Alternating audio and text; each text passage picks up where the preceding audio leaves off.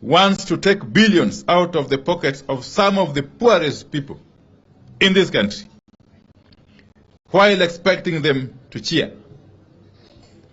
Kenya Kwanza position on the finance bill is take or leave it. We take the position that the budget proposals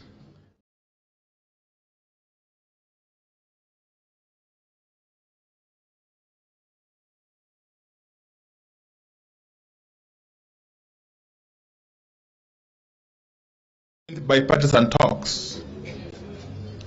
Over 130 members of Parliament attended today's meeting, a clear indication of our side's commitment to engage on the critical issues facing the country and to fight for Kenyans. This meeting was a follow-up to that of 24th May 2023, in which, among other things, we endorsed the decision by our delegation to walk out of the talks until Kenya Kwanza agrees to deal with the interim issues raised by our team. The meeting today deliberated on three main issues. 1. Reorganization of Azimio leadership in the National Assembly. 2. An in-depth analysis of the Finance Bill 2023. And 3.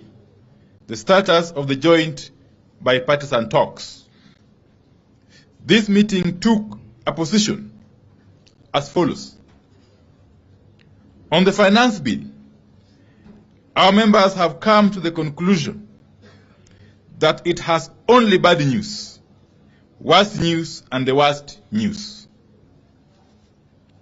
We consider this to be a bill from people living either in another planet or another country other than Kenya. It is the position of the Parliamentary group that the millions of Kenyans struggling with the high cost of unga, sugar, fuel, school fees, and electricity, among others, businesses struggling with shortage of supplies, high taxes, Kenyans struggling with high medical expenses, parents, civil servants struggling with diminishing pay and increased tax deductions, do not believe this bill is from a government working for them. They do not believe anyone living in this country can come up with the raft of taxes contained in the Finance Bill 2023. Our parliamentary group has also taken an extremely dim view of the arrogance with which the Kenya Kwanza administration wants to take billions out of the pockets of some of the poorest people in this country, while expecting them to cheer. Kenya Kwanza position on the Finance Bill is take or leave it. We take the position that the budget proposals offer completely no support for working people and upcoming businesses. For the taxes being levied, people are getting nothing in return. We oppose the burden being imposed on working people through reckless measures like house levy, income tax, and taxes on per diem. We oppose increased taxes on startups and small businesses. We oppose increased taxes on fuel, which will raise the cost of the product by at least Kenya shillings 10 per liter. Azimio is of the view that this finance bill takes us back to the 1980s. It takes us back to the era of cost sharing in public institutions. It takes us back to the era of structural adjustment programs. It takes us back to the 1980s because the people who were in charge back then are in charge today. It is our position that in the long history of budget making in this country, never has a regime tasked our people to sacrifice so much by way of taxes for so little by way of gains. We have refused to sit back and watch as Kenyans are being harassed to fix cash crunch caused by economic mismanagement, wasteful spending, corruption, and skewed and incompetent hiring into critical public positions. We reject this backward march. We reject the finance bill in total. We reject excess taxation to finance wasteful expenditure. On reorganization of leadership, it is our hope that the media fraternity and Kenyans at large recall that at our last meeting, we recognized the resolutions of our affiliate party, Jubilee, reached at the party's special national delegates convention, including the change of leadership. We said those changes must be taken as final and must be respected and enforced by the office of the Registrar of Political Parties. In furtherance of those resolutions by Jubilee NDC, Azimio has today settled on the Honorable Mark Mwenje, the MP for Embakasi West, as the Deputy Minority Whip of the National Assembly. Honorable Mwenje will be taking up the position that was left vacant upon the removal of the Honorable Sabina Chege about a month ago. We recognize Honorable Mwenje as a committed, consistent, energetic, and youthful fighter who has shown the will to stand up for the people and the party. We have no doubt that he will prove equal to the task.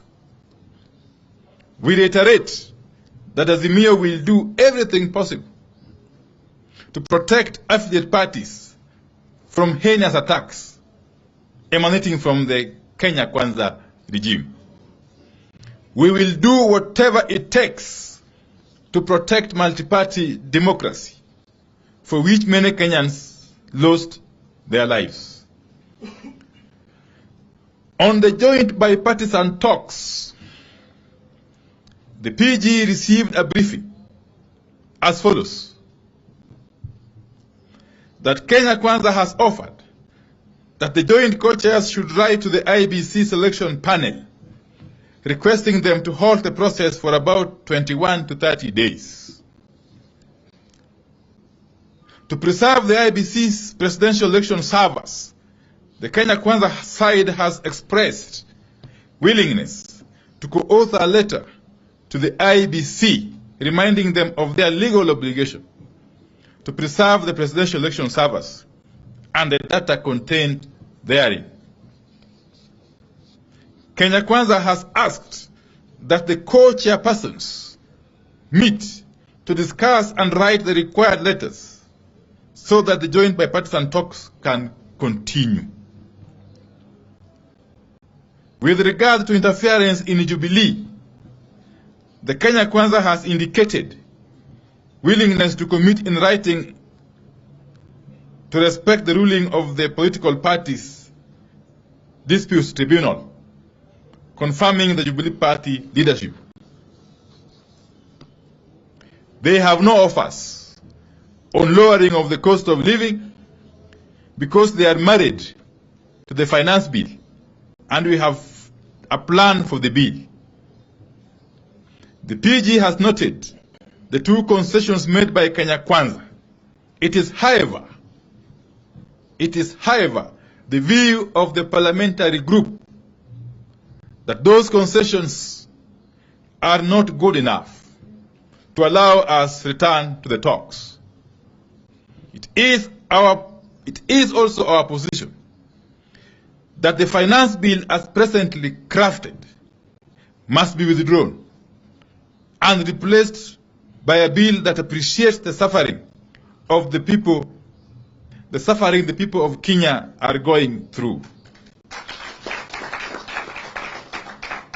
The bill must be withdrawn in totality and be reintroduced afresh in a manner that is sensitive to the plight of the poor Kenyans.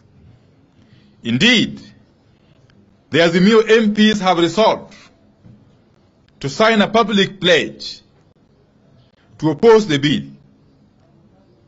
awaiting its withdrawal. Indeed, many other MPs, other than those from Azimio, are equally prepared to do this. It is our resolution that, other than merely committing not to interfere in the affairs of other parties, Kenya Kwanza must agree that all Jubilee MPs, and indeed any other MPs, who have defected to Kenya Kwanza, in essence, have to face by-elections in line with the Constitution of Kenya. Until all these are agreed upon, the joint bipartisan talks remain suspended. Kenya Kwanza has up to midnight today to comply. Thank you very much. End of statement. We are not taking any questions. Thank you.